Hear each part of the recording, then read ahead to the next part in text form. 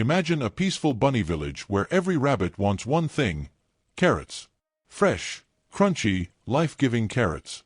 In this village, some rabbits are carrot farmers, some are carrot counters, and some are professional carrot tasters for quality control. And then there are the rabbits who want to work, are ready to work, but can't find any farm to hop into. These bunnies are unemployed.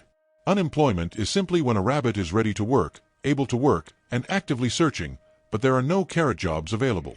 Sometimes this happens because the carrot farms had a bad season. Maybe there was too much rain, too little rain, or Farmer Fluff forgot to water anything. Fewer carrots grow, and that means fewer carrot jobs. Suddenly rabbits are hopping around saying, "Carrot job where? Hello. I hold carrot very nicely. Please hire." This is cyclical unemployment, caused by the ups and downs of the carrot economy. Other times, jobs exist but rabbits don't have the right skills. Farmer Nibble might need someone to run a carrot sorting machine, but the only available rabbit knows how to meditate with a carrot instead of operating equipment. That's structural unemployment. And then there are bunny moments where a rabbit quits one farm to look for a better carrot farm offering more leaves, the village currency. During the hop between jobs, they're technically unemployed. This is frictional unemployment, and it's completely normal.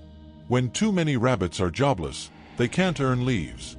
When they can't earn leaves, they can't buy carrots. And when they can't buy carrots, the whole bunny economy goes, carrot go down. Unemployment isn't just about jobless rabbits. It's about how farms, skills, and bunny decisions shape the entire carrot economy. So keep learning, keep growing, and may your carrots always be crunchy. Please subscribe.